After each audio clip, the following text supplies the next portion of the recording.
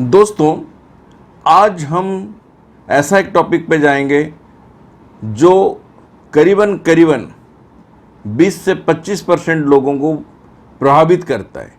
ऐसे तो 90% लोग कमर दर्द से पीड़ित हैं, मगर जो हेर्निएटेड डिस्क है या बल्ज डिस्क है, इसके बारे में कम ही लोगों को पता है। लगभग सारे लोग इससे पीड़ित होने के बाद डॉक्टर के पास जाते हैं और उनकी सर्जरी हो जाती है। मगर आज का वीडियो आप लोग देखने के बाद शायद अपनी मानसिकता बदलोगे और अगर ऐसी समस्या है उसको नेचुरल तरीके से ठीक करने का बहुत सारा तरीका है। और मैं अपने कैरियर में 27-28 साल से काम कर रहा हूँ, उसमें हजारों ऐसे मरीज को ठीक किया हूँ। आप सोचकर देखकर हैरान होंगे।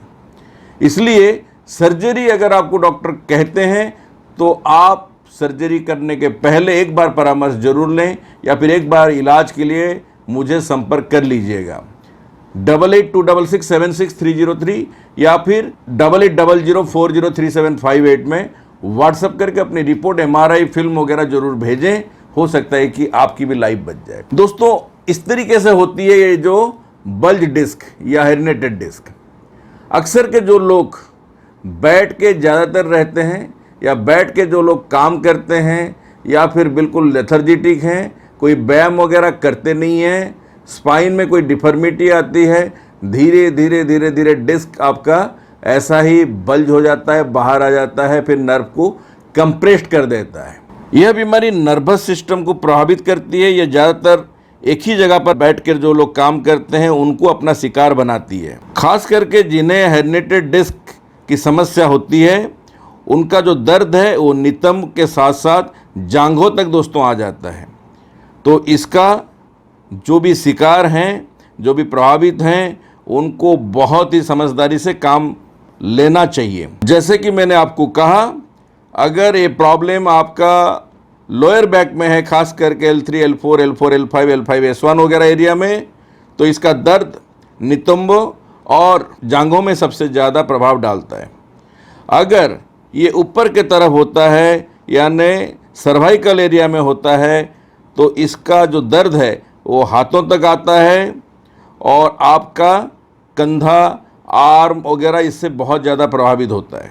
खास करके ये बीमारियों से पीड़ित जो आयु वर्ग है दोस्तों, ये 25 साल से लेकर 55 साल के बीच में होता है। और अक्सर के डॉक्टर कहते हैं कि सर्जरी कर लो, मगर सर्जरी करने के पहले 2 बार ज़रूर सोचिएगा, क्योंकि सर्जरी एकमात्र सल्यूशन नहीं है।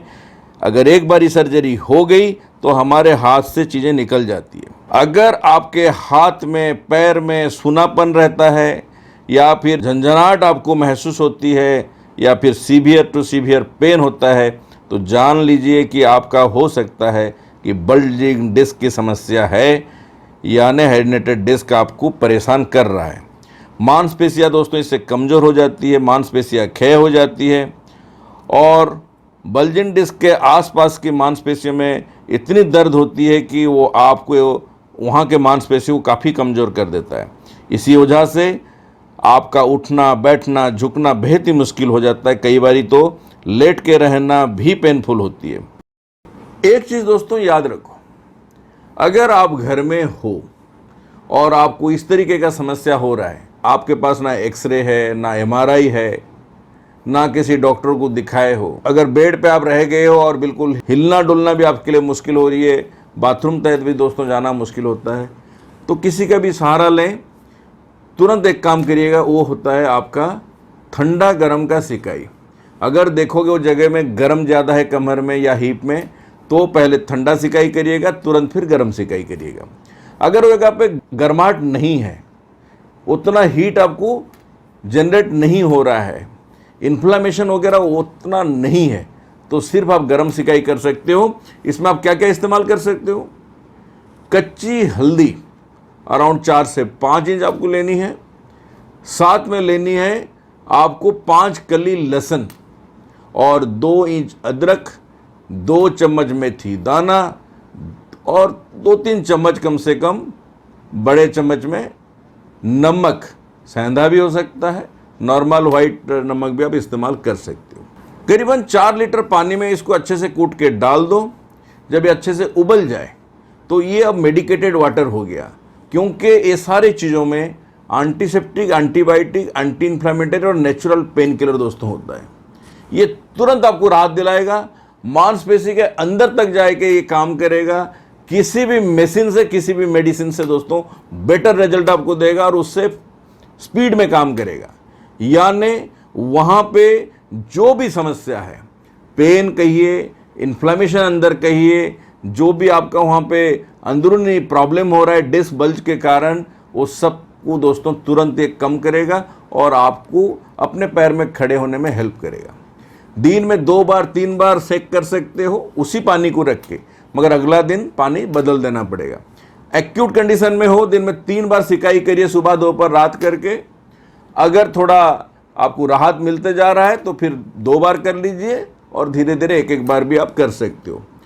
ये घरेलू उपचार है जिससे आप ठीक हो सकते हो। साथ में काढ़ा, बड़ी इलायची 2 ले लीजिए, 2 तेजपत्ता ले लीजिए, 2-4 लौंग ले लीजिए और 1 चम्मच मेथी दाना ले लीजिए, 1 छोटा चम्मच सौंफ ले लीजिए और 4-5 चुटकी आपका दालचीनी का पाउडर। इसको 1-1.5 गिलास पानी में डाल के उबाल लें। चाहे तो थोड़ा तुलसी पत्ता वगैरह भी है, उसको भी ऐड कर सकते हो। जब पानी आधा रह जाए तो आप इसमें काला नमक मिला के ले सकते हो, या फिर थोड़ा शहद डाल के ले सकते हो, या फिर थोड़ा गुड़ भी डाल के ले सकते हो, जो आपके पास अवेलेबल है। सुबह शाम 1-1 कप करके 2 बार ले लेते हो। दर्द जो आपका है वो आसान हो जाएगा, कम हो जाएगा, धीरे धीरे प्रॉब्लम आपका सॉल्व हो जाएगा। यानी नेचुरल पेन किलर आप एक तरह से काढ़े के माध्यम से ले लिए, कोई दवाई दोस्तों खाने की ज़रूरत नहीं है। पेन किलर की आदत हमें बर्बाद करती है। एडिक्शन ऑफ पेन किलर ये हमें बहुत दूर तक खींच लेता है, जहाँ किडनी और लीवर हमारा प्रॉब्लम में आ जाता है। तो क्यों ना हम ये जो 2 मेथड आपको बताया, ये 2 मेथड से हम अपने आप को ठीक करें और हेरिडिटेरी डिस्क की समस्या को भी दोस्तों कंट्रोल में ला सकते हैं।